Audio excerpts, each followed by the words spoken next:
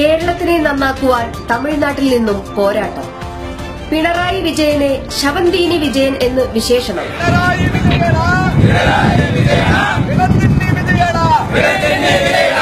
സംസ്ഥാന സർക്കാരിനെതിരായി ഹിന്ദു മക്കൾ കച്ചി വാളയാറിൽ വൻ സമരം.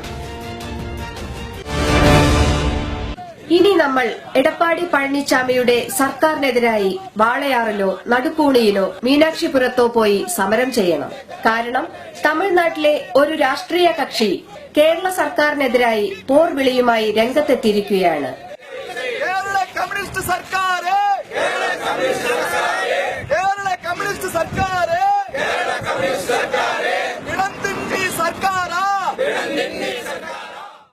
നമ്മുടെ പ്രതിപക്ഷമോ ബിജെപിയോ നമ്മുടെ മുഖ്യമന്ത്രിയെക്കുറിച്ച് ഇങ്ങനെ പറഞ്ഞിട്ടുണ്ടാവില്ല.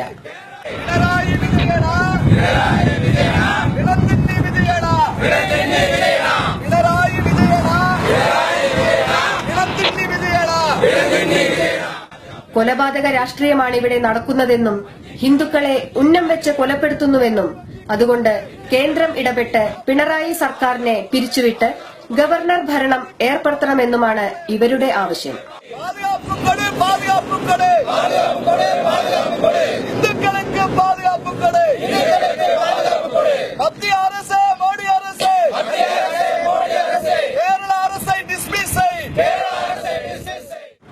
கேரளாவில் நடக்கக்கூடிய இந்துக்கள் படுகொலையை நாங்கள் கண்டித்து இந்துக்களுக்கு பாதுகாப்பு வேண்டும், கேரள அரசாங்கத்தை டிஸ்மிஸ் செய்ய வேண்டும். மோடி அரசாங்கம் இந்துக்களை அச்சுறுத்தி படுகொலை செய்து இந்து சமுதாய வேலைகளை செய்ய விடாமல் தடுக்க வேண்டும் என்கின்ற நோக்கத்தில் இஸ்லாமிய கிறிஸ்தவருடைய கைக்கூலியாக கம்யூனிச பயங்கரவாதியுடைய அரசாங்கம் பினராயி விஜயனுடைய அரசாங்கம் செயல்பட்டுக் கொண்டிருக்கிறது. மத்திய அரசாங்கம் பினராயி விஜயனுடைய சர்க்காரை டிஸ்மிஸ் பண்ணலாம். இந்துக்களுக்கு பாதுகாப்பான சூழல் வர வேண்டும்.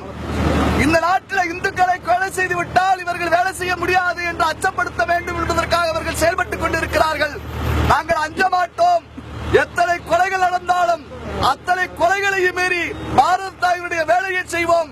இது கம்யூனிஸ்ட் காட்டுமிராண்டிகள் புரிந்து கொள்ள வேண்டும். இஸ்லாமிய பயங்கரவாத அமைப்புகளான SDPI, Popular Front of India இந்த கும்பல்களை கைது செய்ய வேண்டும். தேசிய புலனாய்வு படையுடைய கண்கள் கேரளத்திற்கு வர வேண்டும். பயங்கரவாதிகளுக்கு ஆதரவாக இருக்கக்கூடியவர்களை கைது செய்து கடுமையான நடவடிக்கை எடுக்க வேண்டும் என்கின்ற வேண்டுகோளை அரசாங்கத்திற்கு நாங்கள் முன்வைக்கின்றோம். യുപിയിലും ഗുജറാത്തിലും മധ്യപ്രദേശിലും മറ്റും ബീഫ് കഴിക്കുന്നു എന്നാരോപിച്ചും പശുക്കളെ അനധികൃതമായി കടത്തിക്കൊണ്ടുപോയെന്ന് ആരോപിച്ചും എത്ര പേരെയാണ് സംഘപരിവാർ കൊന്നൊടുക്കിയത്? അതിനെതിരെ അവരുടെ അതിർത്തി പ്രദേശങ്ങളിൽ പോയി പോർവിളി നടത്താത്തതെന്ത്?